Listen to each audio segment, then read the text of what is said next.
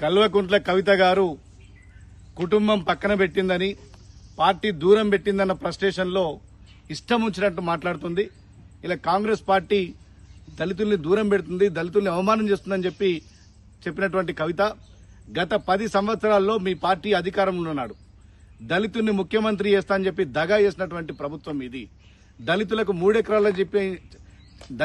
ఎకరాలు ఇస్తామని చెప్పి ఒక్కరికి సాయం చేసిన పాపన పోలేదు. ఇలా కాంగ్రెస్ పార్టీ ఒక జాతీయ అధ్యక్షుని దళితుని చేసింది. రాష్ట్ర శాసనసభ స్పీకర్ ఒక దళితుడు, ఈ రాష్ట్రానికి ఒక డిప్యూటీ సీఎం ఒక దళితుడు. ఇలా దళితుల గురించి మాట్లాడే నైతిక హక్కు కవితకు గాని బీఆర్ఎస్ పార్టీకి గాని లేదు.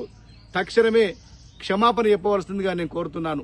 ఇలా దళితుల్ని అడుగడుగున అవమానాలకు గురి చేసింది ఆనాడు ఉన్నటువంటి బీఆర్ఎస్ పార్టీ.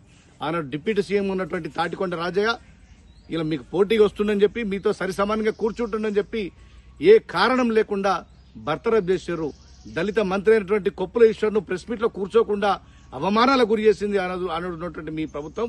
తక్షణమే నీ వ్యాఖ్యల్ని ఉపసంహరించుకోకపోతే దళితులందరూ కూడా రాష్ట్రంలో నీపైన నిరసన వ్యక్తం చేస్తారని చెప్పి హెచ్చరిస్తున్నాను.